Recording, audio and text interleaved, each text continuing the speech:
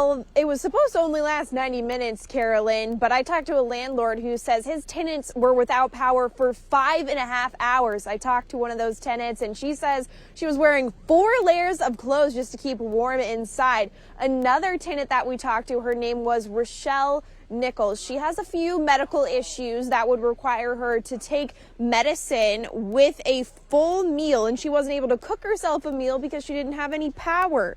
She also has some breathing problems and wasn't able to get any breathing treatments in because that machine requires electricity.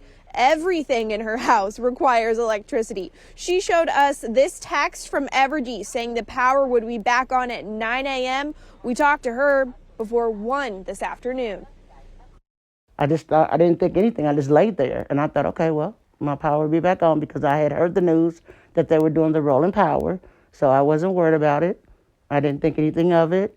The text came through and said it would be back on at 9 o'clock. And so I just waited and waited and waited. While we were outside the apartment, a neighbor ran outside to tell us after 5.5 hours without power, it was back on. Happy, warm, grateful.